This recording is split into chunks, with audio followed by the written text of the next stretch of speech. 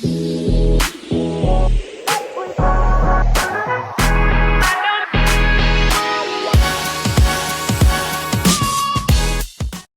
everybody. So today I'm going to be teaching I'm in Your Hands. We're going to be studying this book by Avraham. We are in part 2.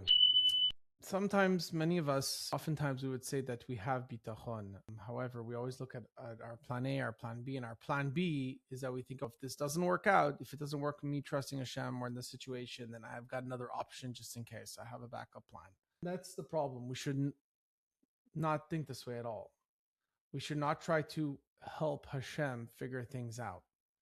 It's a big misconception when we're trying to help Hashem.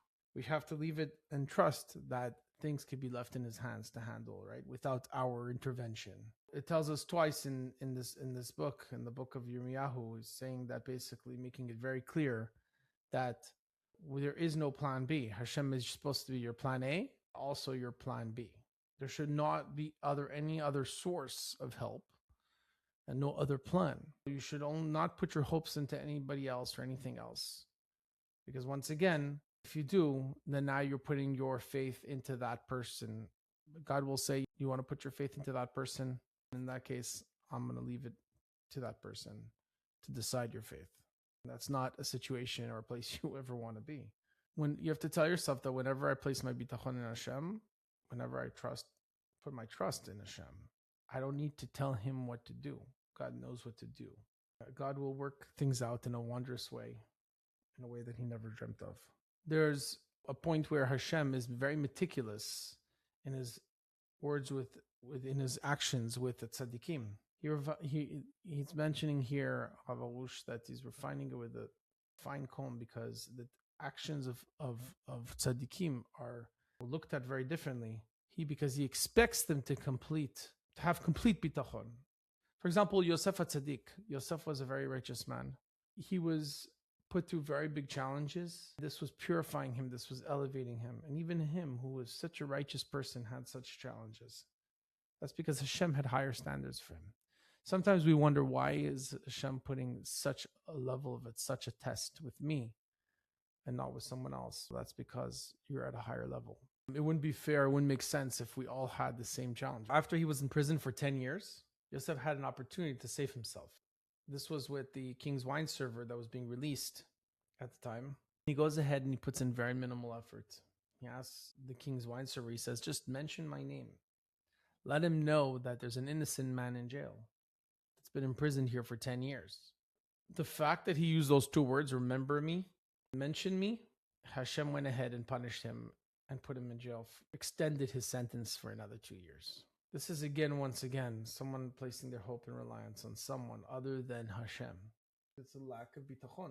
We can learn from Yosef HaTzaddik that if Yosef HaTzaddik, who's such a big tzaddik, didn't get it right in this instance, the situation, that we should learn to even more so do the same. We see the importance of placing bitachon Hashem, only Hashem, like we said.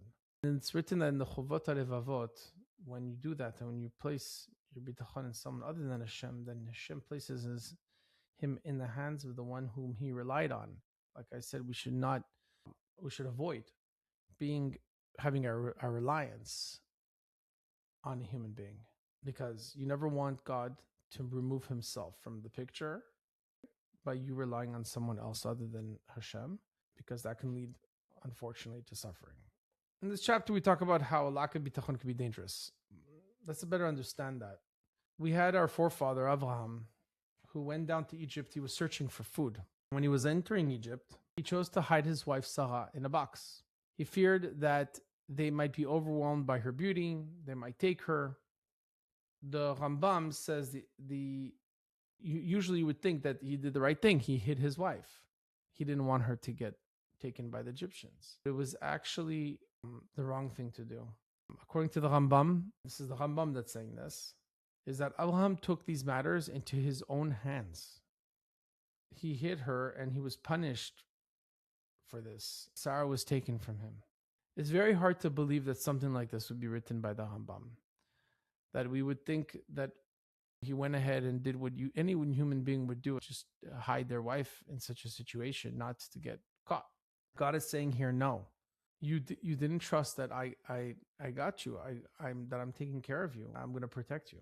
The Rambam says that Avraham should have placed his bitachon Hashem. Hashem would have had the power to save him, but then he decided not to. Decided to take the decision to put the matters in his own hands. He also took the decision to go down to Egypt to find food. Even that was a reflection of lack of bitachon, because from what we're explaining here, this is, I think, very, very deep, is that Hashem has the power to sustain a person even during famine. They're not going to let them starve. The Rambam is concluding that because of Avraham's lack of bitachon, Hashem decreed that as a result, his descendants will be exiled and they're going to be enslaved by Paro, which is pretty harsh. We're made very clear from this that we should never be placing our bitachon on anyone other than Hashem, because that could be dangerous. If we want to be free from all suffering and pain, we have to strengthen ourselves with this bitachon, have the power to remove all the suffering and pain. The idea is, don't help Hashem. You should have bitachon all times. You shouldn't rely on your intellect. The Vilna Gaon talks about this. He says, have bitachon in Hashem alone. Don't bring your mind into the equation at all.